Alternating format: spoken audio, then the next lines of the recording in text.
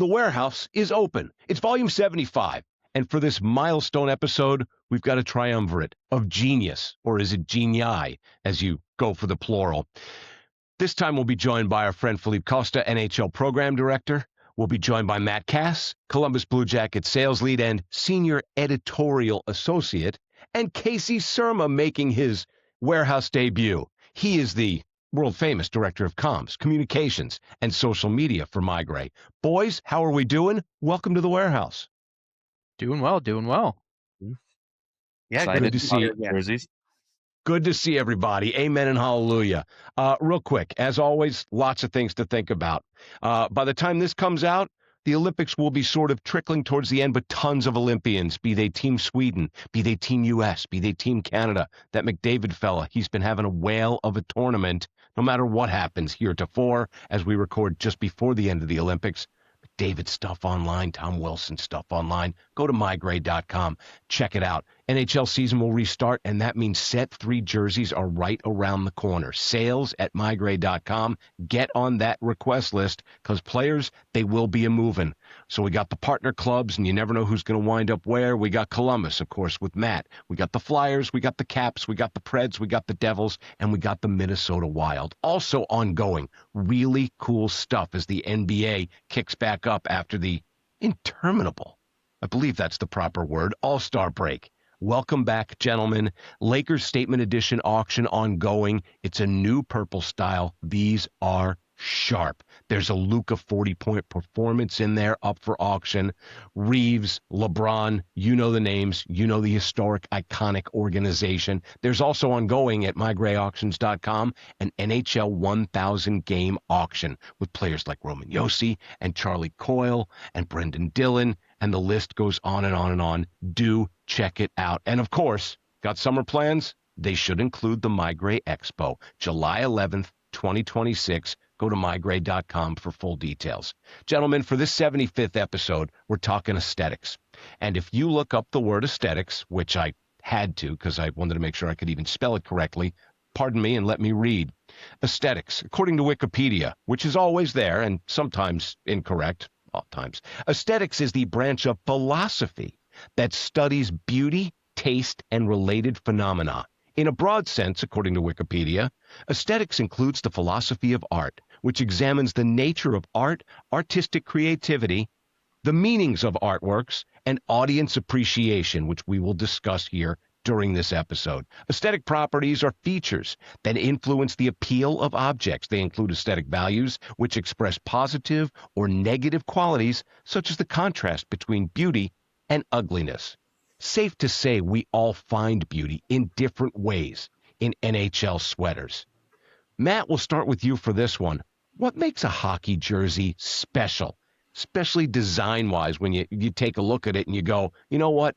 I love a Yankee uniform. I love a Met uniform. I love a Phil's uniform. I love Dodger blue. I like the Brewers. I like the Rockies. I love the Orlando Magic. And the list goes on and on and on. But something pops when you think of aesthetics and the NHL sweater.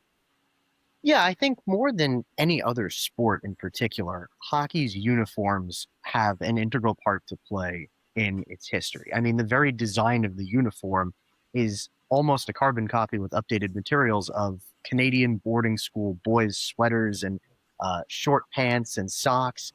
You know, if you look at the photos of teams of players from boarding schools playing each other on the frozen ponds back in the 1880s, the uniform in its central idea hasn't changed from point A to point B, other than the materials. So I think when looking at hockey jerseys, they're much more important than even basketball jerseys, baseball jerseys, football jerseys. They are the beating heart and soul of a club. Montreal, for example, they convey so much more than just the sweater. They're a cultural and regional identity. With a newer team on the block, like, for example, the Utah Mammoth, who just unveiled their branding at the start of this season, it's a way to make a mark and to showcase your entry into the league. It can really stand for so many different things, but everything is just so important. Filipe, you and I often speak soccer off the air, on the air. Soccer has some really famous kits. Of late, there are teams that also have started to treat it a little bit like Oregon, where they've got a lot of alts. When you see soccer kits and NHL uniforms, talk to me about the aesthetics to you. Yeah, soccer will always have that little bit of wrinkle compared to a lot of other leagues where essentially there's a new set of jerseys every year. They do retain the same style and they do retain the same logo and look that they're going with, but because of the way the retail goes for it and the way they're produced, they're always going to do something different. Man United has a new jersey every year. Real Madrid has a new jersey every year. Barcelona, so on and so forth.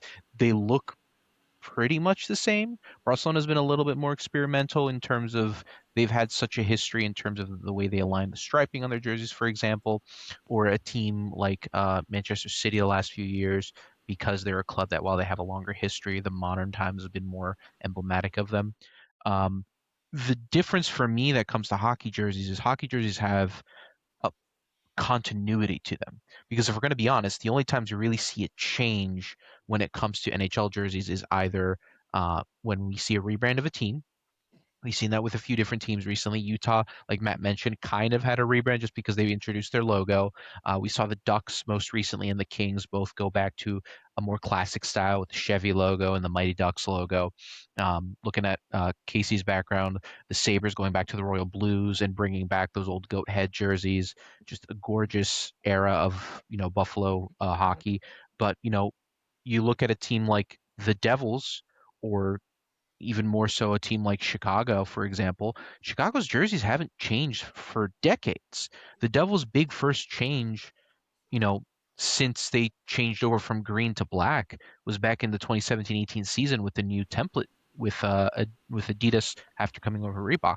So hockey has the benefit, at least for fans, and the benefit for branding of just having such a long-standing connection to everything. Some teams might be a little bit wishy-washy with their branding. We've seen, the Sabres had that for a bit where they would go in and out.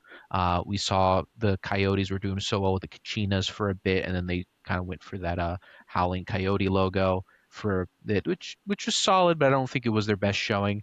And we've seen the Bruins kind of bounce around between some classic styles and some more modern styles.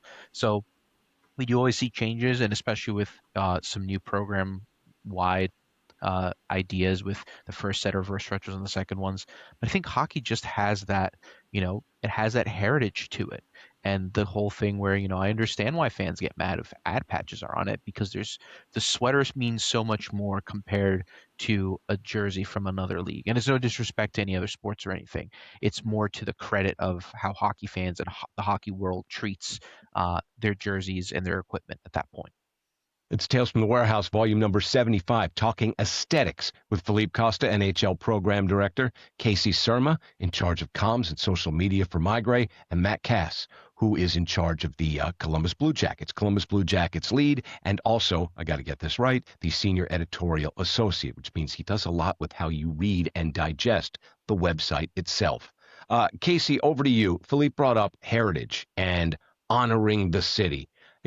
Sometimes we do see, like the Montreal Canadiens have always done such a good job with the Club du Canadiens or Club de Hockey, pardon me. But then I think of other teams that have either an ode to the city or without even being in an alt. Like a couple of years ago, the Professional Women's League, the simplicity. Matt mentioned Utah. Talk to me a little bit about it's kind of like a delicate balance. And again, some fans, some collectors may say, you know what I like? I like simple. I like what Utah does with the whites. It says Utah, and there's mammoth patches on the shoulders, and the ice blue really, really pops against that, and the stark white. Others are like, it does look like that high school jersey, the boys' boarding school that Matt was talking about. Talk to me a little bit about the balance, Casey. I think honestly with a hockey jersey, that's one of the coolest things about it in general is there's so much space to explore. There's different concepts that you can do to create different designs. And I think it's something that everybody has a different opinion about. Like you're saying, some people could look at a jersey and say, oh, this is elementary or something you'll see in the minor leagues. And some people could look at a jersey and say, wow, that's an instant classic. Montreal should wear this forever, like never change it.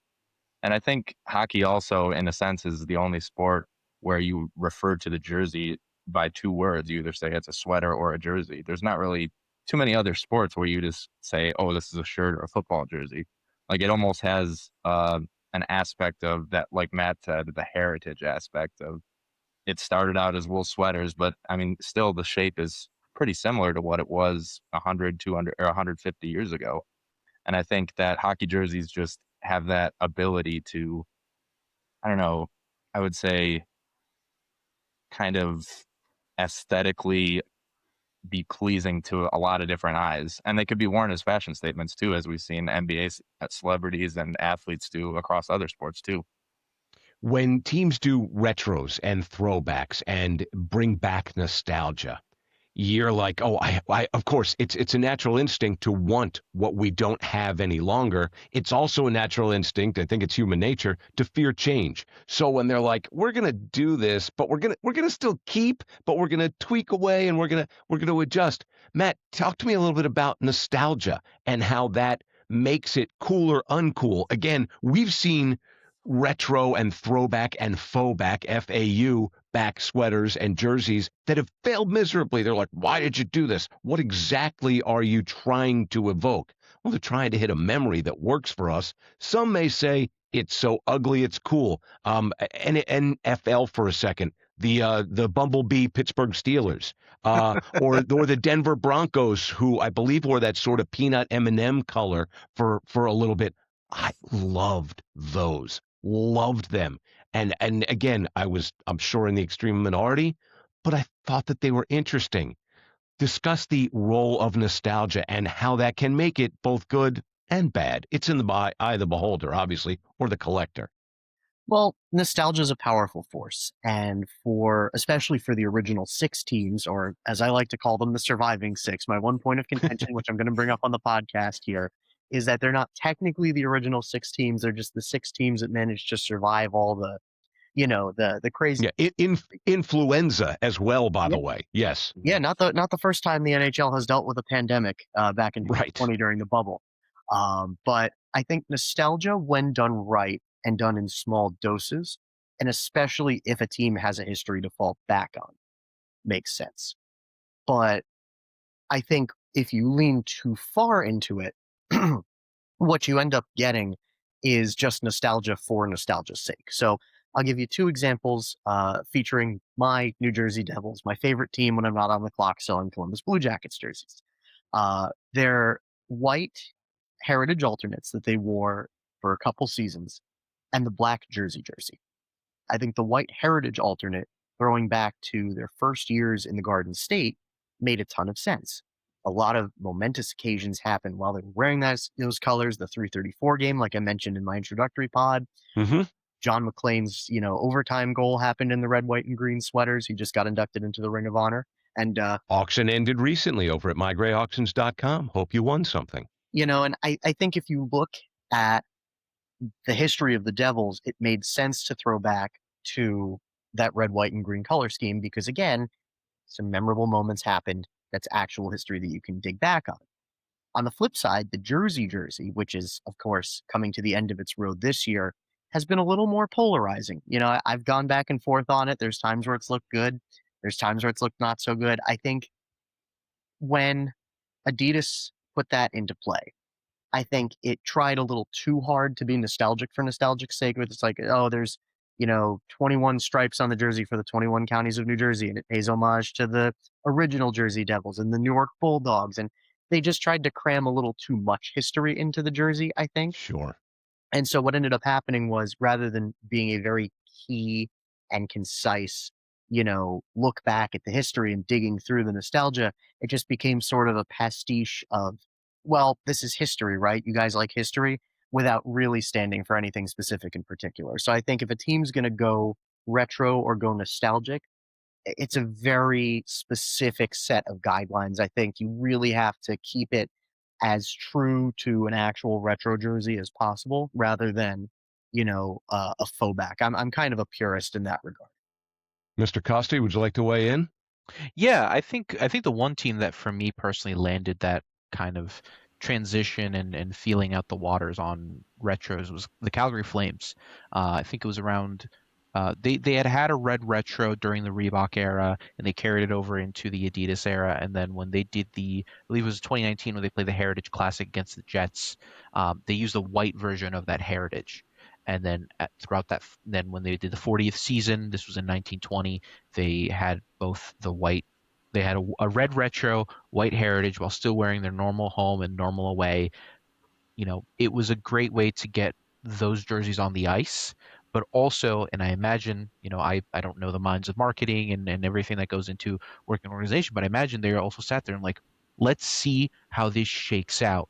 Let's see how well this goes over to a point where obviously Flames fans, that harkens back to when they won their Stanley Cup, harkens back to some of the biggest moments in franchise history.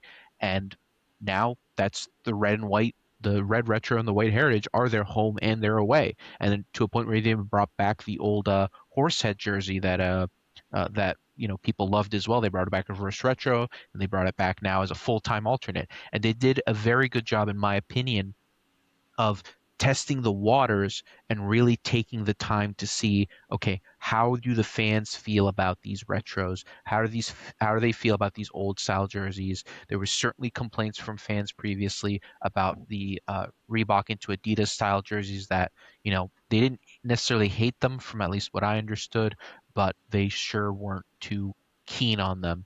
And it's very clear that the change was very welcome, and I think a lot of other teams in the league took notice. The Sabres definitely took notice when they went back to it. Most recently, the Kings and the Ducks when they went back um, to their retro jerseys. You even see the Maple Leafs kind of did it in a way. They just updated the Leaf logo on it, and even Edmonton that had those blue retros for their 40th anniversary and brought them back a couple times, and now they switched full time away from that navy and away from that kind of palish orange to now like the full, Gretzky era and Messier era blue and orange. And a lot of teams have taken notice and have done a better job, in my opinion, of recognizing cool. People want nostalgia, people want retro, but they also want to see it done in an honest and truthful way. And like, yeah, there's always going to be the aspect of jersey sales, there's going to always be the aspect of making money on the side and all of that. We're not going to deny that. But at the same time, there seems to be at least the marketing and the merchandising side understands like if we're going to be as successful as we'd like to be with this change, we got to do it with some level of earnestness. And I feel like the Flames got that ball rolling, and a lot of teams really took notice, and you're starting to see a big change within the league itself of teams going back and back and back to really recognizing like, hey, this is what worked. I mean, even the Penguins in 2016, the 2016 Cup, they were wearing the black retros, and then in 2017, once they went to that final, they were full on, the Lemieux black, gold, and white. And I feel like teams started picking up on that, and I think it's very smart, and fans loved it. And that's the ultimate thing for me. I've always had that's my ethos when it comes to jerseys. If the fan base likes it, I'm all aboard, because you can't sit there as an outsider, for me personally, and say it's bad. You can find it aesthetically bad, but you can't tell me that it's objectively a bad jersey if the fan base loves it. Talking aesthetics with Filipe, with Matt, with Casey, all of MeiGray, MeiGray.com. Check out MeiGrayAuctions.com right now. The Lakers Statement Edition auction. It's a new purple style. Speaking of aesthetics, this thing really pops. There's great players, obviously LeBron. Obviously, Austin Reeves. Luka's in there with a 40-point performance. Also ongoing at MeiGrayAuctions.com. 1,000-game NHLers. Really cool stuff with names like Roman Josi and Brendan Dillon and Charlie Coyle. Do check it out. And, of course, set 3 incoming. Go check out the Partner Club, sales@mygray.com. Get on the request list. You don't know who's going to move at the upcoming deadline. So have a little fun. All it takes is an email.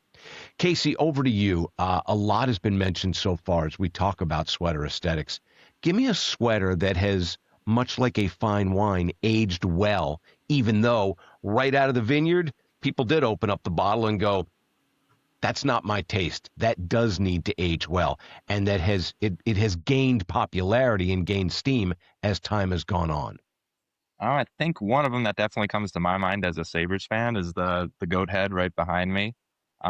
It's funny, in Buffalo growing up, a lot of people like my parents' age and grandparents, they feel synonymous with the royal blue jersey.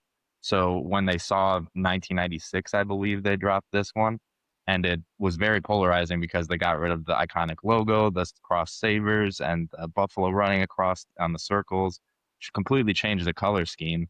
But there's people like me and millennials that grew up seeing the team in the 98, 99 Cup Finals, and the 05, 06 when they made it to the Eastern Conference Finals with that special team with Miller, Briere, and them.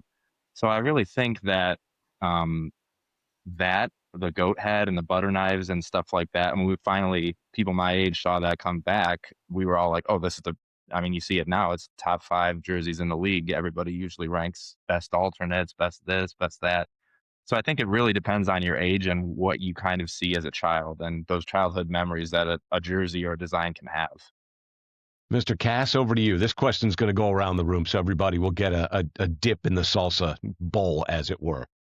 Well, good news is there's going to be no double dipping. Otherwise, that's a party foul. But I have a bit of a controversial choice for a jersey that has aged well. I'm going to say the Vegas Golden Knights gold jersey. I think when it first came out, everybody looked at it and said, I mean, I get what they're trying to do. It definitely landed with more of a thud than I think Vegas was anticipating. But, winning cures all ills, and much like the Devils Burger King jerseys becoming kind of iconic in the 22-23 season because they went 3-1 in them, the Vegas Golden Knights jersey, the gold jersey, was buoyed by winning the Stanley Cup and clinching it. It is so quintessentially Vegas that, when I saw it, I was like, the first time I looked at it and I said, but it really has grown on me. The Knights are Vegas. They're loud, they're brash, they're a little obnoxious, but it's a golden jersey that I think really captures kind of the essence of the city. And I think looking back on it now from when they brought it into the league to the current season here, 25-26, I think it's really become a part of the league where you don't even blink and think twice about looking at it on the ice in a broadcast. Filipe, over to you. There's some that come to mind. I always think back to those 90s, the first time they rolled out an alternate program. And I think the biggest one maybe out of that bunch is always going to be the Wild Wing jersey, where it's got Wild Wing bursting out of the ice. Doesn't even have like an actual crest. It's all fully sublimated. Right. And I think we had one on consignment for a bit, and obviously. So real quick, let me pause right there just for a second, as the kids like to say. Put a pin in this, and I'll let you get back.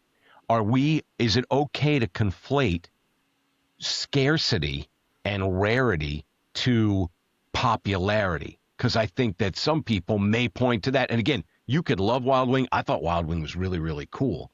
But I think others are like, oh, you got to hop on it because there were next to none of them. Much like I think somebody mentioned it a little earlier, like the Burger King with the Kings. Like that was hard to look at for a lot of collectors, but you just don't see them. Filipe, the floor is again yours. I do agree that there is a certain level of scarcity that plays into it, but I think of the Oilers McFarland jerseys, the oil drop that they have. Love those gear jerseys. I see those all the time. Even the replicas on eBay, they're not super expensive. They're pretty affordable, but they're still popular to the point where they brought them back as a reverse retro. Even the Bruins Pooh Bear jerseys, yeah, it's always pricier to get an authentic from that era versus replica, but you can still find replicas for a pretty reasonable price. So I do think there is always going to be a level of that scarcity because some of those jerseys weren't around for very long. I think the ones that come to mind that really kind of stuck around were really the Pooh Bear, Burger King. I think was a one-hit wonder. I'm pretty sure, and even the Wild Wing. But like even when we're dealing with the level of scarcity, I think people just really came around to those designs because if we're going to be honest as hockey fans, and you mentioned it before, we're always going to be a little bit resistant to change. It's a sport that is conservative in terms of like what our expectations are, how teams are going to do. Like you can even see it in the DNA of the sport itself. When we're talking about a blockbuster trade, I mean, perfect example is what just happened with the Minnesota Wild and Vancouver Canucks. Blockbuster trade was Quinn Hughes for, what was it, Zeev Buium, Liam Ogren, Marco Rossi, and a first-round pick. Pretty sizable package for a player of that caliber. You go to another league, you go to the NBA, that's nothing for a trade-wise. Yeah, and then look at what happened on the deadline, and look at the Anthony Davis trade, and then And the jerseys are the same thing. NBA jerseys, especially with the City Edition program, there's a new jersey every year, new style every year. There is obviously conversation with it kind of getting played out and just, losing track of kind of what the City Edition program was meant to be, to the point where I think this year the City Edition jerseys were all just redos of a previous City Edition jersey, whether it's a different color or anything like that. Now, that's a conversation you can go down a rabbit hole, but it shows that those styles for the NHL for that era in the 90s to go so different and off the wall, even if you're relating it to the team, were just so received so poorly. But now people kind of go back, and I do feel like we have a bit more of an open mind design wise, where we start to see, the sweater is still the sweater. It still means everything. You're playing, like they say, you're playing for the crest on the front, not the name on the back. But at the same time, like I'm wearing a Devil Stadium Series jerseys. People love these. People still adore these. Like even the Rangers fans love theirs. Islanders fans and Flyers fans might be a little bit more tepid because they didn't like the designs, but we see so many jerseys now, even if they're one-hit wonders in terms of usage, that people just really just glamp onto and just really love it. So I do think that for those, scarcity will always be part of it, especially when you look at the pricing of Wild Wing jerseys and how much those replicas are worth. But if you look at the other ones that really don't have a lot of necessarily demand and it's more supply than anything else, people still love them. People still love that McFarlane Oilers to a point where people want them back. People want the best one is the Dallas Stars that has the bull on the front with The the Mooterus. exactly. Like, Yes. Can we say that on TV? I think we can. It's MeiGray After Dark. We're good here. We But- can keep it like PG-13. Yeah, Those exactly. jerseys, I think they're wonderful. Stars fans love them, and I'll They're always very, defer they're very cool. They're very cool. Yeah. I was kind of expecting them to bring it back for the reverse retros, but overall, I think Dallas did a pretty good job. I will say one thing just to kind of put a pin in, wrap this up, because Matt brought it up. I still think it's a disservice to hockey fans that Vegas has not done their gold chrome helmets yet with the gold jerseys. It would be the epitome of garishness, and the fact that they never wore those helmets against the Kings when the Kings wore their The silver pinballs, metallic yes. helmets. Would it be an atrocity on the eyes? Probably, but I'd love to see. It's like watching a car accident. I'd love to see it on ice. I'll go you one better, and we're talking aesthetics with the boys. It's Filipe Costa, NHL Program Director at MeiGray.com. It's Matt Kass, Senior Editorial Associate, also Columbus Blue Jacket Sales Lead. You can reach all the boys through the website, and Casey Surma, who's in charge of social media and communications over at MeiGray.com. By the way, check out MeiGray.com. Sales at MeiGray. Get on the Set 3 request list right now, and great stuff ongoing at MeiGrayAuctions.com, including the Lakers Statement Edition. It's purple. It's awesome. It's got a Luka 40-pointer and a 1,000-game NHL auction ongoing as well. And yes, summer plans, build your vacation, and go visit the boys up at the MeiGray Expo, July 11th, 2026. Here's my idea. Again, don't at me or at me. You want the garish helmets. I want feather showgirl boas attached to the jersey at some point in time. You want to go full on Vegas? Let's go full on Vegas. It would be so divisive, but yet it would be all over the news. So inclusive and yet so divisive at the same Yes. time. I'm here for it. I'd love it. I think it's fun. Speaking of which, and again, when you go to an NHL game, boys, there's 17,000, 20,000, depending on the arena size. The TV audience is much larger. It's kind of the age-old question. Casey, we'll start with you. Should how a jersey looks matter more on television than it does in person, or vice versa? I feel like it definitely matters. I feel like it should be a blending of both. And I know it's hard to do sometimes, but I feel like it should be a How's blending that of both. fence you're sitting on, partner? It's very tough because I don't know. You watch a jersey, you watch a game with the Ottawa's new thirds, for example, and you see it's so hard to read the numbers. But you see those thirds on like fans. Fans enjoy them. They like the look. They like to wear them, and I don't know. It's tough because you can't. It's a very integral part of the game is reading the players' numbers and names on the back. But there's also the fashion athletic part too, because the NHL is trying to sell jerseys. They're trying to sell merchandise. They're trying to sell things to fans. So when you kind of make a cool jersey like that is not nice for the TV audience and sometimes not even nice for fans in the stands to see the numbers and to see the names. I feel like that probably should come first, but at the end of the day, it is also about selling the branding and selling the merchandise to people at home. Matt, you want to whack at this one? Yeah, I absolutely do. I think that the overall design of the jersey should be tailored to the fans in the arena because they're the ones who are seeing it up close. But the one sticking point I have, and I'll kind of illustrate with an example here, is that the numbers should be legible. The numbers and names should be legible on TV. And the reason I say that is in my, many moons ago before I started at MeiGray, I covered an arena football team in Philadelphia, Mm-hmm. and they did military appreciation jerseys. Now, they didn't do camo. They did a black base with black numbers and a That's rough on blue the name eyes. bar with contrast and No. text, all sublimated. I'm sure it looked super tough when the guys were, flexing in the promo photos, but we're sitting in the press box, and we're in the lower bowl because they're in the process of renovating the Wells Fargo Center at this point, while we were covering the team. It was impossible to read. 6 looked like 8, looked like 9. Ones kind of looked a little like 7s. If you didn't know who was who in terms of like, oh, that's the quarterback or whatever, it was really just almost impossible to tell in person. And I can't imagine it was any better on the broadcast. So I kind of look for a compromise where, like, for example, with the Coyotes jersey that I'm wearing now, I have no issue with, the Kachina pattern, for example, on the newer Adidas ones only being visible in that little strip right above the trapezoid. That's a fun little detail that pays homage to the original Kachina jerseys. But I also think it's good to have a legible font that can be read on television, especially given that the broadcasters on TV and on the radio are usually calling off the TV feed in some capacity. So you make it easier for them, they make it easier for the audience at home. Talking aesthetics with the boys. Mr. Costa, as NHL program director, you have your hands on a lot of sweaters. Grab your pen and your notebook right now and give me your 3 top jersey styles in program. So we got Columbus, we got the Flyers, we got Nashville, we got Minnesota, we got Washington, and we got New Jersey. So go with the partner teams and just pick out your top 3. And again, nobody's going to get upset if you have somebody who's almost 4th, but when you go through the partner teams, give me your top 3 styles of the clubs.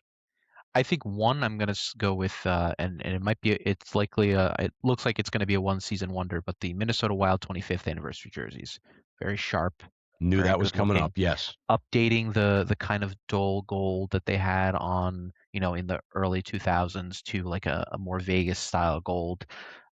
It looks great, and the numbers again, like the numbers are very easy to see because it's red number with gold trim. Wonderful. They use the old font. Everything looks great. Um, it's tough to say because like I feel very biased saying this, but I do love the jersey. It's very, I mean, it's very unique. Mhm. It's very different. And I think it's as much as you can say that Devils fans complain about it on social media. I go into a Devils game and like a good third of the arena is wearing the jersey. I mean, there's a demand for it. People liked it. It sold well, and I like it a lot. I'm probably gonna get a game worn one from this last season at some point. I'd love to get one of the last ones, but when you're dealing with shirt off the back, there's not a lot you can do unless you're a season ticket holder, and even then, it's a roll of the dice at that point. Correct. Number 3 to round it out. Nashville's always tough because I always preferred Nashville's jerseys prior to Adidas, and they haven't really had an alternate since the reverse retro and obviously their Stadium Series. Um, uh, it's tough. I think I might have to go with the Columbus Cannon, just because it's a shirt that when I look at it, obviously Columbus has been around for compared to the rest of our teams, not as long, but like you look at it, it's just very much like that just looks like a classic sweater. Like, Yes. with the color and the You you had me at felt crest, Filipe. like I would if they had not if I wasn't familiar with the team, but I was familiar with the NHL itself, you could tell me that was a Winter Classic jersey, and I'd believe you. right off the bat and tell me, oh, it harkens back to some of their old styles and what they've worn in the past and everything. You could sell me a bridge and sell me snake oil all over that jersey and tell me it's Winter Classic jersey. It's obviously not. It's usually what they wear for Metro rivalry matchups, which I think is a brilliant marketing plan that they do with that. But I think that would run up my top three. It's a jersey that ever since I started collecting, I've always liked it. I had one for a bit. I ended up moving it, but like it's a jersey that if you had to really sit there and tell me pick a jersey from a different team that's in the warehouse to own for yourselves, it's got to be the Cannon. It just looks good. I think it looks good. Casey Surma, comms director and lead of social media. What do you got? Pick three. I definitely agree with Filipe on the Blue Jackets third. I think that one is a timeless jersey, like he's saying. It kind of combines a lot of elements, especially for a club that isn't as old like the Columbus Blue Jackets are. I think that one just, like Filipe says, it's something that you can look at 10 years from now and you might not want to change, 20 years from now and you might not want to change. And it's something that I think the team could definitely build the branding around in the future. The other ones that I really like, I love the wild throwback with the North Stars look. I think that one is perfect. And I know I've seen online a lot of people also talking about possibly changing the branding of the wild to that, but I think that's one of those jerseys that's just a perfect alternate and paying homage to the past and the hockey history of Minnesota. I think that one's a beautiful jersey that should be their third forever. And then probably the other one that I would say is I really do like the Flyers orange jersey. I think it's a new way to it's like a modern twist on a classic design that the Flyers have always had. And I think that new orange that they use instead of the highlighter ones of the 2010s really pops. And I think it looks good altogether. Maybe there's some design elements that could change with it, but I really do enjoy that jersey as well. Matt, what do you got? Give me three. I'm going to make it 3 for 3 on the Blue Jackets Cannon. I figured as much. I am also going to agree on the Minnesota Wild 25th anniversary throwback. It's really sharp, and I think my third one would have to be. Oh gosh, this is tough. I mean, with no votes for the Skriegel? Yeah, I'll go for the Skriegel. I think having seen it, we actually had it in our warehouse before it went public, which was very cool. Whenever we get jerseys in from the Capitals, they come to us. We get the tag. We put the tag in there. Then it goes back to Washington, and they customize it. So we actually had those. I think like June before they went public. It was months early. In advance, yeah. So having seen it from the jump, even without the numbers on it, and going to that current full kit version, I think for me it's the Blue Jackets Cannon, it's the Wild 25th anniversary, and it is the Skriegel. And I actually think my hot take is at some point the Skriegel is going to become the new primary red for the Capitals as they look to move into a different aesthetic. I'm sure once Ovechkin retires, they're going to look to maybe change things up. They're going to look to, separate the past with that cup win era. They're going to look to move forward. And the fact that they used the current home font on the alternate jersey rather than the serif font, from the black Skriegel that they had last year, that to me just feels like a bit of an Easter egg. Like, why would you use the regular font if you're not thinking about potentially seeing how it plays in front of the home? One hot take in the books. We're talking aesthetics. It's Tales from the Warehouse, volume 75. Matt Kass, Filipe Costa, Casey Surma, all of MeiGray. Check out MeiGray.com. Set 3 will be upon us before long. Get on the request list. Sales at MeiGray.com. Filipe, we talked a little bit about the trouble that play-by-play folks may have in dealing with numbers and fonts and letters and name bars. When it comes to photo matching, talk to me a little bit about unique design characteristics that make things easier to match than others. Well, first and foremost, because I've had a few come in my hands with consignments, and also just when I personally have my own, the Kachina jerseys. That actual Kachina pattern is a godsend when it comes to matching because it's so unique and it's a sublimated pattern that kind of wraps around, and I can easily see, say it was like set 1 and set 2, I can see where set 1 ends and set 2 starts just because the Kachina pattern meets at the seam in different ways. That's a big one. I will always lament a bit the loss of the dimples from Adidas to Fanatics because those were big help in terms of Sure. figuring things out.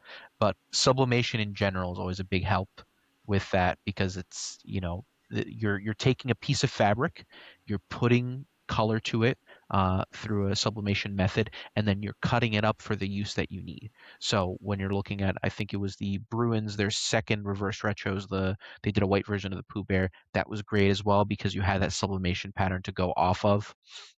And just in general, I mean, very simply, if a jersey has more paneling to it versus a more plain kind of style jersey, there's always going to be more points of to find discrepancies. If you're looking at the sleeve of, say, uh, uh, Nashville Predators jersey, there's the yellow and then there's the blue. You're really not looking at much difference going on there. But then when you're dealing with, for example, Minnesota Wild, they got a lot more striping coming down the sleeves. And they're also this year, they're wearing the 25th anniversary patch. That all comes into play when you're trying to photo match because, okay, let me see the placement of the sleeves. Let me see if there are any threads coming off here and there. And then when you start throwing patches into it, it's a human person that's putting on these patches and sewing it down. Even if there's a machine involved, a person is still placing them down. So you always find that. Like I love dealing with the when we're dealing with the Centennial season jerseys, 16, 17, where the entire league was wearing the 100th anniversary patch from around the end of 2016 to 2017, and then the 17-18 season still had a few years. But anything that gets a lot of striping and has a lot of like details on it is always much easier to work with. Canadiens jerseys, love dealing with those. Because the waist stripe goes all the way around, the numbers on the back are always such a good tell, especially if you have clear enough photos. But when you start dealing with things like black jerseys that are dark colors, that's when it starts getting a little tough and you kind of need to hunker down a bit. Like LA Kings jerseys, they have been pretty difficult because of that.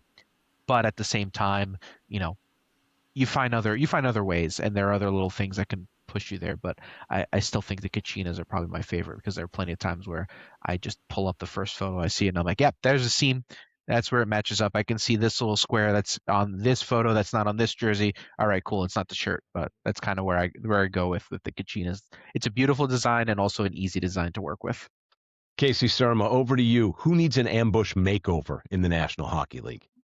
There's a couple teams that come to mind, but I definitely think that, especially just for not saying that their uniforms now aren't good, because I think they're very serviceable and I think they're fine and not top but not bottom. I think Columbus could use a very big overhaul, and I think it starts with the jerseys that they had at Stadium Series a couple years ago. I think that was a very sharp way for them to kind of represent their brand because like I said, they are a newer team in the NHL relative to a lot of them. So I think they can get away with more modern elements and striping and different modern elements like the threads that was kind of metallic on that jersey, and the cannon I thought was cool. But I think if they used their star and swapped that out and then kind of built a white base for that Stadium Series jersey and used the star as the logo, and then maybe even mess a little bit with that third jersey and just switch the light blue for a red, I think that could be one of the top 10 or top five kits in the league if they went with something like that.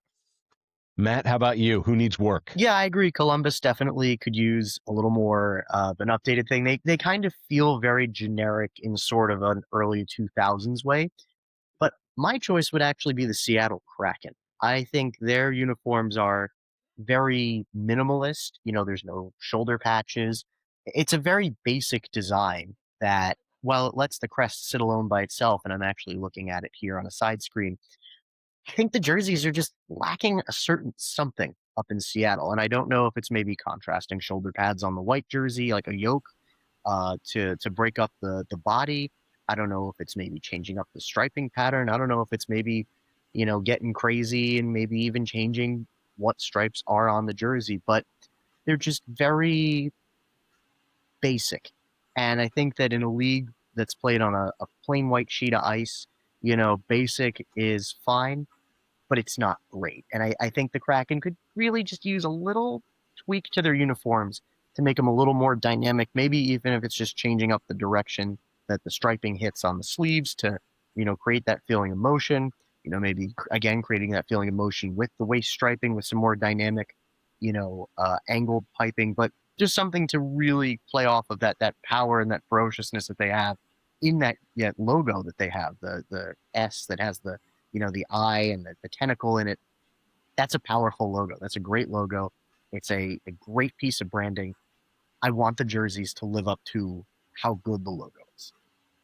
Filipe, over to you with color on color and the expansion of that. Fan, what's your vibe? I think the perfect example and the perfect argument for it was the Red Wings Rangers game that ended in a line brawl. I mean, that photo that was everywhere of all the players Yes. piled on top of each other. The blue, the way the red contrasted so well with the blue. Now, obviously, we're talking color theory here. Those colors are going to be great. You talk to the color wheel. The Knicks play the Lakers on Christmas every year. That old jazz that you learn in art school. But I think allow for the opportunity for it to happen more often. I understand the limitations because you're dealing with when you're taking equipment, especially for a lot of different teams, you're gonna need, not every team has the same pair of pants for, the home and the away. Not every team has the same pair of gloves. Devils are a little bit easier to do that because they're wearing the same black pants, same red gloves. The only thing they change is their helmets. But you're still, again, bringing two sets of helmets on the road. But you can schedule that. And I think allow to maybe roll it in a little bit more because I'm so used to color on color matchups in soccer. When you're watching, Brazil play Portugal, it's yellow, that bright yellow, the canary yellow versus the blood red that Portugal has. You're watching Argentina with the white and light blue stripes play against a team like France with their darker blue. I think you get some great matchups if you really, really allow that to happen and kind of work on things. Like I would love to see, the green on orange of the Ducks and the Dallas Stars would be such a great view on it. I mean, even rivalries, I think, you know, Montreal and Toronto, the blue and the red against each other would be awesome. The Rangers and the Devils, look at Florida and Tampa. Their rivalry has been like amped up to the highest notes and seeing those colors together. I mean, even looking at the when the Bruins recently played the Florida Panthers wore their Winter Classic jerseys, big red color, and then the Bruins were wearing the yellow Stadium Series jerseys. Like the colors just looked like we're jumping off the screen. It looked great. I mean, even the Bruins jerseys that didn't exactly get a lot of hype, people were still excited to see the color matchup. And I think that's something that has been lacking a bit in the sport of hockey. Again, I understand what we're going for. We are dealing with a whole entire animal of having to pack the equipment to go to every game. But I think you have the capability to schedule all of that ahead of time because I mean, when we look at even working with the NHL program, how many times am I checking Twitter and other social media platforms for Minnesota, for New Jersey or any other team that we know they're going to be wearing the home and the away, but we might not know what exact dates they'll wear in new alternate or anything like that. And you can schedule ahead of time. So just do that. I mean, Detroit has done it this season. The Rangers have done it this season. We just saw Florida and Boston be able to do it this season where they wore a different jersey. Maybe a team has a one-game road trip where Boston is visiting Montreal and you have a black versus red game. And then Boston comes back home and doesn't have to worry about packing other stuff. But I think the league should really explore it and consider it, especially when if you're going to your team's home arena, you're watching the same white jersey every single night. I would love to come to a Devils Rangers game and there's already like a mixture of blue and red in the stands. I want to see the blue and red on the ice, and not the blue and the red from bruises and blood, but the blue and the red of the jerseys. I think it'd be awesome. He's Filipe Costa, Casey Surma, Matt Kass of MeiGray, MeiGray.com. Matt, over to you. This would severely damage the Capitals' Rock the Red campaign, which has taken hold and has found its way into the national anthem and has found its way into in-game cheers. And I'm certain that a lot of other teams that wear a specific color, I do come from the age where you wore white at home. And as a collector, I prefer the white jerseys because sometimes they do show more wear. I would like to see the NHL go back to white at home. What's your feeling? Absolutely. I mean, again, as a Devils fan, 2 of the 3 cups were won at home in the Meadowlands, wearing white. I mean, you watch the footage from, Game 7, 2003, and, whatchamacallit, I think it's Jeff Friesen scores the 3rd goal to clinch it with like 4 minutes left, and he's skating behind him. He's got his stick, held up in the air. He's got his other hand behind his back. It's such an iconic image for fans of a certain age like myself. And it was in the white jerseys. And my other thing too, aesthetically, is just I know what my team's red uniform looks like. I see it, I'm fans in the stands. I want to see all the other colors in the league that the NHL has to offer. I want to see the orange of Anaheim. I want to see the verdant red of Calgary. I want to see the deep green of Dallas. I want to see if Utah ever decides to go baby blue on a road. Mm-hmm. I'd love to see that come through. I want to see all the colors that the NHL has to offer because hockey is played on a plain white sheet of ice.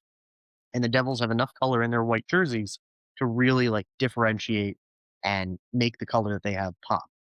I want to see the other colors come through, and I want to see everything that the league has to offer from a sartorial perspective.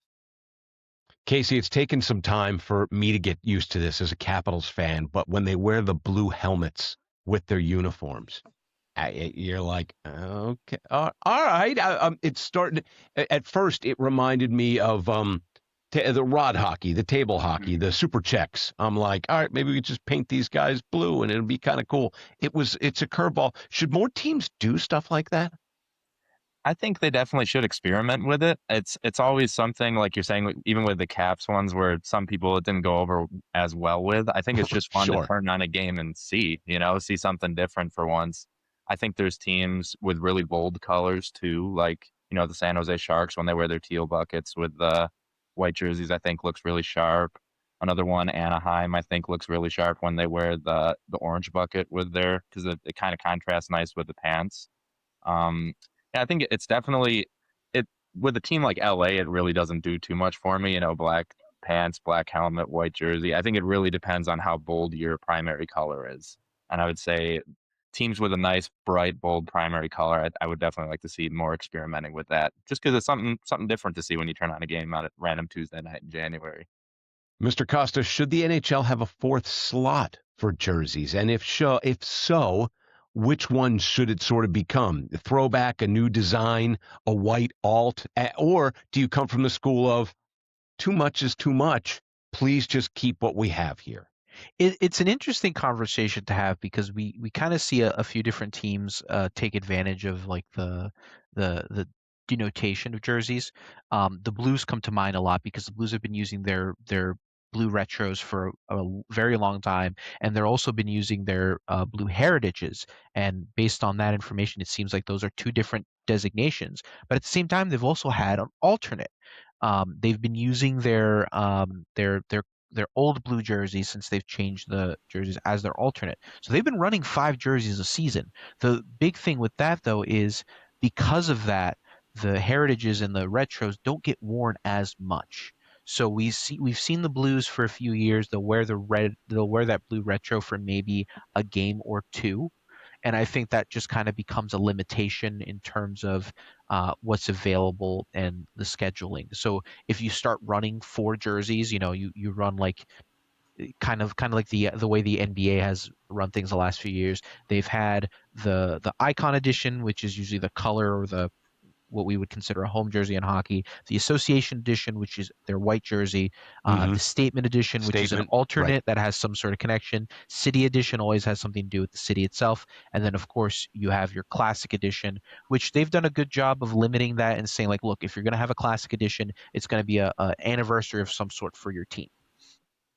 I think a system like that with maybe a little bit less turnover with the city editions would not be a bad idea for the league. I like their idea of, they've done, a league-wide program twice now. I like the idea of maybe them having, a more permanent alternate for each team like they do now. And I would love for them to take more advantage of maybe the retro side of things. I think that's the ultimate thing. Like the Sabres have done a great job taking advantage of using a retro slot essentially with their goat head jerseys. The Flames have done a good job with the Blasty jersey, the one with the horse on the front. Same thing goes for Minnesota and their North Stars. I feel like more teams that have the ability to do so should take advantage of it, and a lot of teams just from a just a conservative mindset with the branding don't do that. Like the Rangers, the only time they had a real alternate was that kind of navy jersey that said New York on the front, which Mhm. I'm not a Rangers fan, but I thought those jerseys were sharp. I thought they looked good. They had the alternate for a couple years with like the big Ranger shield on it. Uh, again, I'm not a Rangers fan, but it seems like it was mixed results in terms of the fans, how they felt about that. Then you have the Islanders who had the Brooklyn style jerseys. They had the black ones for a few years while they were playing in Brooklyn, and then they used the blue version that they carried on for a very long time. I think more teams should take advantage of that and kind of really lean into their branding more. Whether you're leaning into the history, if you have them, Vegas and Seattle are a little tough to lean into history because they've only been around for so long. But if you have connection in the city itself, like why not do a Sockeyes jersey? Like it's going to be garish because it's got the barber pole all over it and the S coming down the center. But at some point, unless you're saving that for an outdoor game, why not lean into that and maybe use that? Like I feel like there needs to be a little bit more creativity and freedom from teams, and even just from a marketing and retail perspective. If you have a good group of people working on things and you have a good lifeline into your fan base, I think you could put together a good rotation of jerseys and really do gangbusters in terms of obviously money when it comes to sales, but also fan interaction and fan retention because every fan loves a good jersey, every fan loves a good throwback. Like unless you're milking it dry and driving people nuts, do a little bit tongue in cheek like the Devils did the jersey, the hat had the socks and everything. Some people thought it was a little ridiculous, other people loved it. I think it went over well enough, but teams and the league itself should take more advantage of that. It's Tales from the Warehouse, Volume 75, talking to Filipe Costa, the NHL Program Director, talking to Matt Kass, the Blue Jacket Sales Lead and Senior Editorial Associate, and our man Casey Surma, sometimes behind the scenes, but we're glad he's joining us for this special episode, number 75, Director of Communications and Social Media. Filipe, you brought up a good point with the Seattle stuff. I have always been partial to, and maybe this sort of lends itself to another conversation of who owns what. I like the totems and the Thunderbirds and that color scheme and the totem pole and the paying homage to those who were, first in the land or ties to heritage and what have you. I thought they were going to go like I'm still waiting. Maybe they have to call the Thunderbirds. It's almost like the Washington Nationals, who currently play Major League Baseball in Washington, D.C., when they moved away for the second time, they became the Texas Rangers. And the Texas Rangers owned the Washington sort of National League, the word mark that you saw, and the Senators pinstripes. They owned that, not the Nats. People are like, oh, bring back that one. You don't own it. It belongs to another Major League Baseball organization. I don't know for how long. Maybe they keep it and they bought it, what have you. I want more of that. And again, maybe it's sharing, maybe it's a revenue split, maybe it's we got to buy it. But Matt, I'll throw this over to you. I want more creativity when it comes to this, but I want teams to investigate, hey, listen, I know that a minor league, a WHL team may own this specific, but it's representing the city. How can we make this work? Well, in the case of Smith Entertainment Group and the Utah Mammoth, throwing an absolute boatload of money at a team that already has the same name in order to make it work. But I think what happened with the Kraken, just to use them as an example, was their Winter Classic jersey against the Knights. I believe there was some trademark issue or something with the use of that, that barber pole design. I think someone owned the trademark to the Metropolitans design. And I don't believe they were allowed to remake the jersey or something. Otherwise, it was a great example. But, rights are a thorny issue, and you don't want to trample on the little guy just because you're a professional sports team, just because you have the clout and the money to do so. It's not a good look, and I think it just imbues your franchise with a lot of bad karma along the way. I think another one that comes to mind is Cleveland rebranding to the Guardians. I think there was even a little roller derby club or something that already called themselves the Cleveland Guardians. And, the Major League Baseball team had to, I think there was some sort of financial agreement. It's like when a veteran comes in and a rookie's already got the number he wants and, he gives him a Rolex or takes him out to dinner or buys him a car or something. You should work to get a great visual identity to the highest tier of professional sports that it can be, but you also don't want to do it in a way that's going to be like, oh, that was really scummy, and now we've really gotten ourselves off on the wrong foot. We have not endeared ourselves to the community. We've come in and now we're the bad guys. Casey, over to you as we trickle toward the end of the Winter Olympics over in Milan Cortina in Italy. Give me some impressions of the Olympic sweaters. And again, I want to know, like, I'm a sucker for the Tre Kroners. I'm a sucker for what was Finland. I appreciate the advances in technology and color palette, but I don't want to ever watch a country and not know what country it is. And again, old man waves at hockey cloud, or maybe more people do feel like that. You can always tell what the U.S. is. You can tell most of the time what Canada is, but you're like, that is a maple leaf, I think. And again, not Turkey. mocking, right? Exactly. You're like, wait a second, is that Latvia or Notvia? I don't understand like what I'm looking at. And again, maybe it's my old eyes. Casey, what do you got?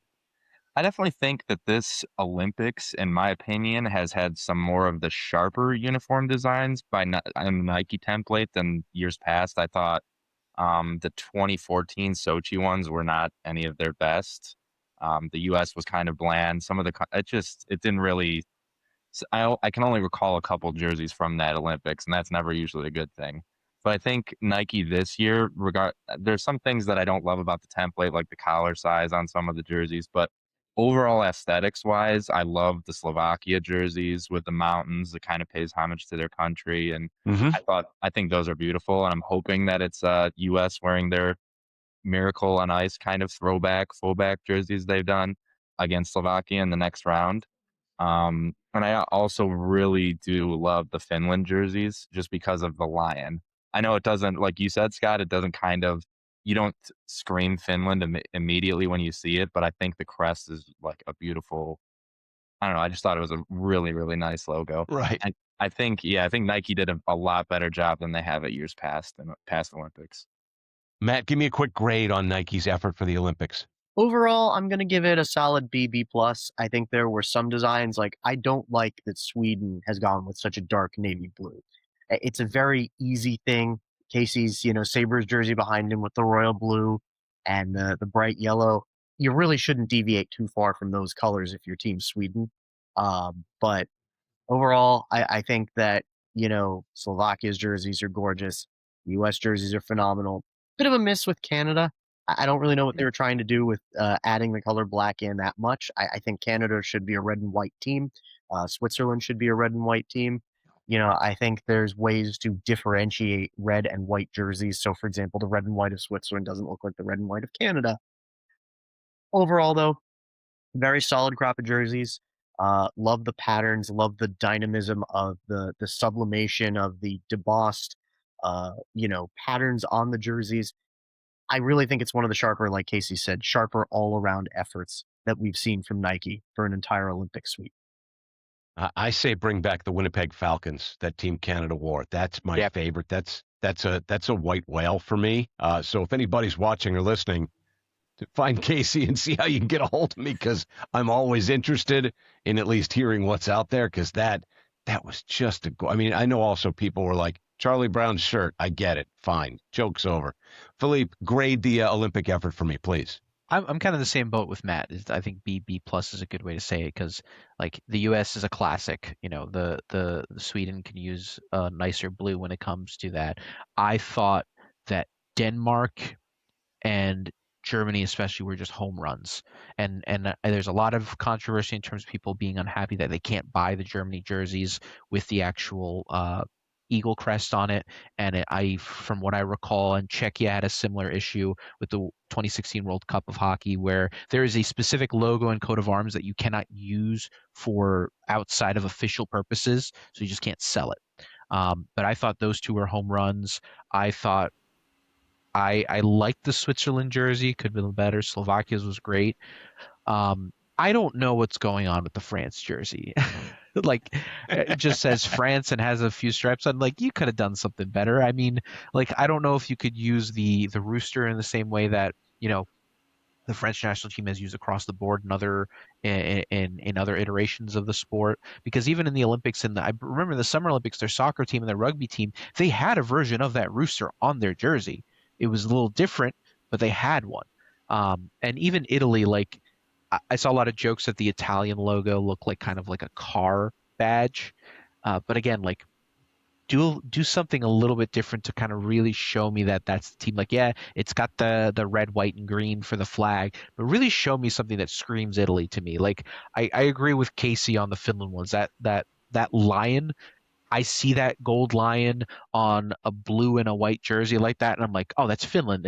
I forget what it's pronounced. It's like Liljonjat or something like that, and like that's like, for me, quintessential Finland is either that gold lion on blue and white Or or the Suomi. Exactly. Like the Yes. jerseys that they wore, I think it was the year they won gold, where it had the cross from their jersey, from their flag on the front. Like, I thought those were brilliant as well. But I think overall Nike did a good job. I mean, they kept it simple with the US, is what you should really do. Those jerseys are going to look great when, tomorrow, when we're talking right now, As it's we the day record, before. yes. As we record, it's the day before the final between the Canadian women and the US women. And then I think the quarterfinals for the men just happened. So it's going to be a lot of fun to see if, like Casey said, if they use those retros, those real like Miracle on Ice shirts, they're going to look real sharp. And I think that if this is the last year Nike does these, which I heard some talk it might be, I think they did a pretty good job overall. Some room for improvement, but not a bad way to go out. Talked a lot about aesthetics in this episode. Warehouse continues to be open. It's volume 75, Tales from the Warehouse, talking to Matt Kass, Filipe Costa, and Casey Surma, all of MeiGray. Check out MeiGray.com. Sales at MeiGray right now. Get online so you can get on the request list for set number 3. Also, head over to MeiGrayAuctions.com. NHL 1000 Gamer Auction and the Lakers Statement Edition, eye-popping purple, including a Luka Doncic 40-point effort. Of course, LeBron's in there, Austin Reeves as well, and Olympic players galore as we come to the end of the Olympic Games. Again, tremendous aesthetics over at MeiGray.com, and make your summer plans right now. Head to the MeiGray Expo. You will want to be there. I'm sure we'll be talking about that as the weather warms up. The date is set July 11th, 2026. Boys, we'll take it back to the NHL for just a little bit, and then we'll get into overtime. And this is always fun because they have written books and there have been magazines. Matt, we'll start with you. Your top 3 jersey styles in NHL history. I hope one of you guys, out of the 9 choices you're going to get, I hope someone says the Vancouver V. Top 3 jersey styles in NHL history.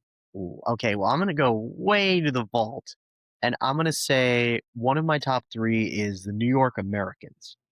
It's Okay. such a classic specific style. It's really at that point where the sweaters are transitioning over from wool to more of that like air knit polyester blend, and it's kind of that last gasp of being able to just throw whatever on the front of a shirt. Because you're not doing it for the TV cameras, you're doing it for the paid audience in attendance.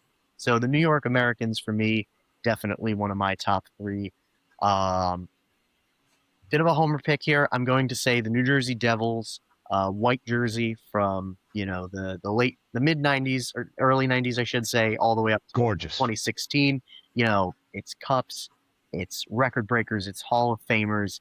It's really, I mean, it's a sneaky underrated classic, and there's a reason that you see it for sale as a blank in so many pro shops all around the country. And my third and final one is going to be Such a tough question. I mean, how do you narrow it down to 3? I know. I'm almost angry at myself for asking it. I'm like, I should have made you guys, just take one and go, I love all of them. That's why I work where I work. That's why I get my hands on what I get my hands on. So the third one, and again, this is just, it's so hard to pick because, like, the hockey collector, I know. Salt is going to have so many. I think it's got to be the Kachina jersey. I'm going to also say the white one. I'm a big fan of white jerseys in particular. They have more wear on them. They allow the colors that are secondary in the design to pop more than like a color jersey would. And I just think it's Southwest.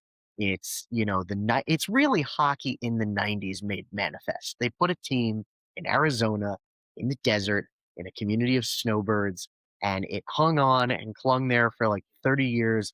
The jersey I'm wearing now, I went out in 2018 to visit some family. When I found out I was going and I found out we were going to be there when the Coyotes were playing, uh, I went to eBay and I bought a jersey for like $20 because I'm like, I want to rock the Kachina. And funny story, I think those jerseys, both the Coyotes jerseys, I think they were their burgundy set 3 at that point, and their opponents, the Nashville Predators, so I think were on the white set 3 jerseys. I think both the jerseys, there's at least one of each of the jerseys that I saw on the ice somewhere in the warehouse. I'd have to look it up, but it's a fun little connection story. So yeah, for me, it's the New York Americans, New Jersey Devils white Brodeur era, and the Arizona Coyotes OG Kachina jersey also white. Philippe, over to you. Tough question. You got 3, even if it's 1 or 2, and you're like, you know what? The list is, I got 100 that I could give you. Well, one that always comes to mind is the Hartford Whales, the green jerseys that they had with the white and blue striping. Like I remember them a lot in terms of watching back of their Navy jerseys. That green is just so sharp with that, whale tail H logo that is just such a design masterpiece. And it's just the Whalers, like it's cool to see it redone with the Carolina Hurricanes, but it just doesn't feel the same. Another one that comes to mind is the Tampa Bay Lightning Storm jerseys, the one where you see the waves Interesting and the call. lightning on the Okay. jersey. They brought it back for reverse retro. I love that jersey. That jersey's, again, another one of those peak 90s jerseys where they were just trying to do whatever and really get something going on. And then it's tough, but I will always be a sucker for the salmon skate. So the skate alternate that the Canucks had with their regular skate logo from when they're wearing, the beret era with black, white, and red and gold, sunflower, whatever color changes they were doing at the time.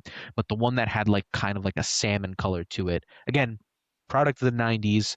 I'm also a 90s kid, but very cool. Like you almost expect them to have done a red alternate, but no, they did an alternate that was more pink than red. I mean, it's so good. I love it. I think it's great. Casey, over to you. You got 3?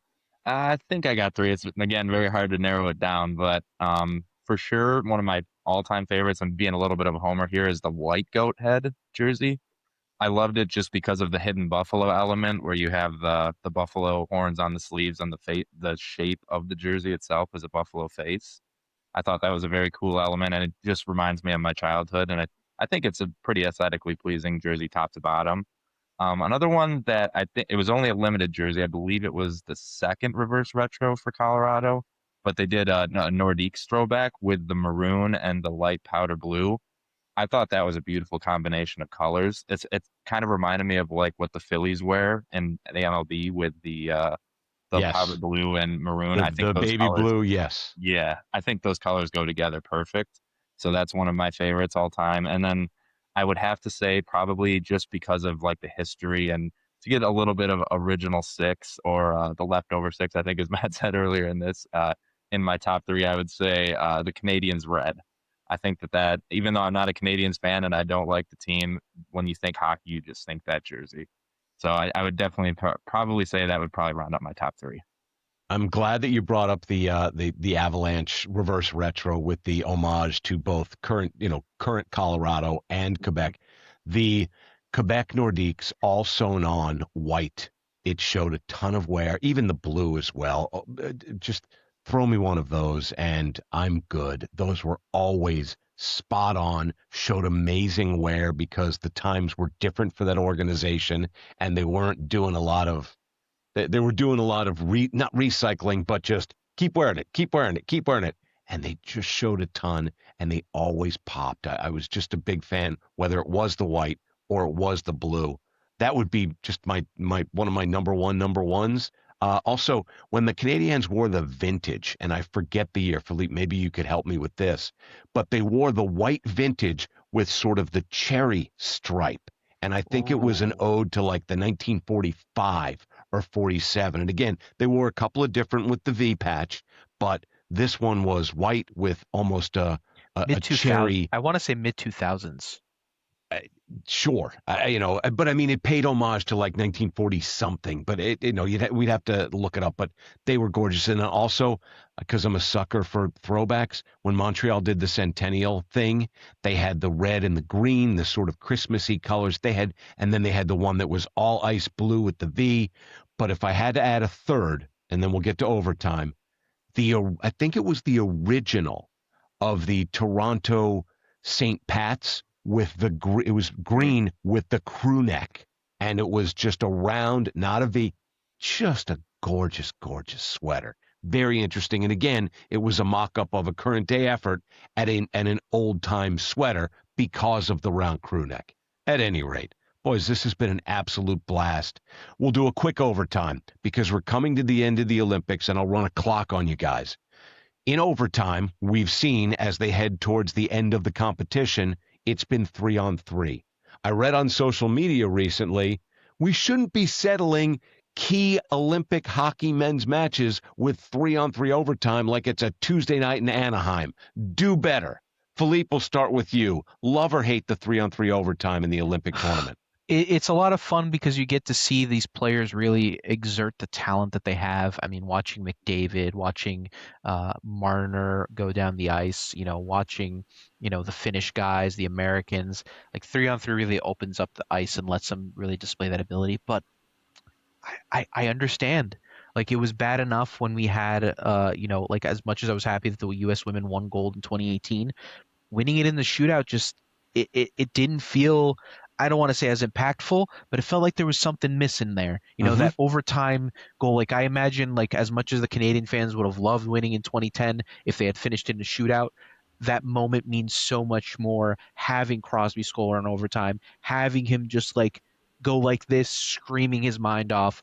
I do think they missed the mark with making it 3-on-3. It is entertaining seeing 3-on-3. I do think they missed the mark on just what the Olympics stand for. I also hate the fact that I understand why they do this prior to the final, and I hate the fact that the shootouts involve at all when it comes to the elimination series. I understand why, and I understand you don't want to have a quarterfinal game that's lasting 3 overtimes when you have another quarterfinal happening in like 2 hours. But at the same time, it's like, give me the 5-on-5. Give me that classic hockey. Give me, the only time I actually enjoyed an overtime, a shootout for an Olympic game was Sochi, where TJ Sochi was born. There it is. Casey, to you. What do you got?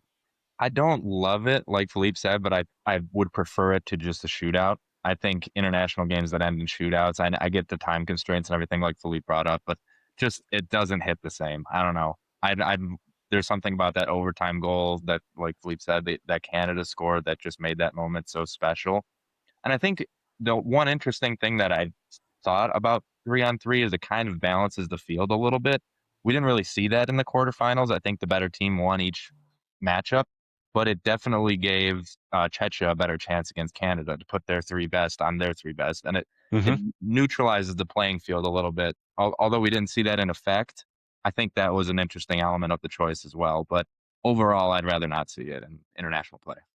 Cass, you get to shut the door on this one. What do you got, my friend? All right, sounds good. Well, I like 3-on-3. I understand why they're doing it. I would add one change to 3-on-3 overtime, and it's something that I think they've been doing in the KHL recently. Live snakes on the ice. No, I'm kidding. No, the snakes are in the planes that are left over from the Soviet Union. That's it, right, on the planes. But the KHL, I think, has been testing out a system where in 3-on-3 overtime, you're not allowed to cycle back beyond, I want to say it's the center ice line, unless you've lost control of the puck and are like regrouping. That's the only reason you're allowed to go back over. If you deliberately skate the puck back over center ice, the face-off comes down to your end of the ice.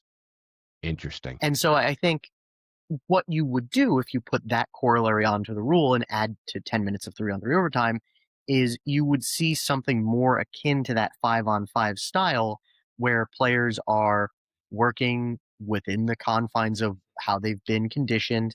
But also, the 3-on-3 overtime, like Filipe said, like Casey said, it's much more speed. It's much more agility. Quinn Hughes's goal, which we're recording in the aftermath of tonight to win the game for Team USA. Thing of beauty. I mean, he cuts to the middle. He's got the space to score. So I would say yes to 3-on-3 overtime in the Olympics, with the corollary of that like the half-court, backcourt violation in basketball, essentially. Because I think that really forces teams to continue to attack, continue to push their chips into the middle, and you're going to see more of that end-to-end rush action that you're used to seeing when overtime is contested at 3-on-3. You're going to see more great stuff at MeiGray.com. Pay attention. Stay tuned. MeiGrayAuctions.com ongoing. The NHL 1000 Gamer, the Lakers Statement Edition auction ongoing with Luka and Mr. Reeves and Mr. LeBron James. Of course, Olympians galore over at MeiGray.com. The Expo upcoming. It'll be here before you know it. Make your plans. July 11th, 2026. And of course, the request list for Set 3 and beyond. Sales at MeiGray.com. Filipe Costa, NHL Program Director. Matt Kass, Columbus Blue Jacket Sales Lead and Senior Editorial Associate. And our friend Casey Surma making a fine debut inside the warehouse. Well done and then some, gentlemen. Director of Communications and Social Media. For the gentlemen, I'm Scott. This has been an absolute pleasure. Hopefully you enjoyed lots of conversation. There's still so much material here, by the way. We can have a part 2 on aesthetics coming soon. I'm sure of it. For the boys, I'm Scott. Until next time, the warehouse is closed.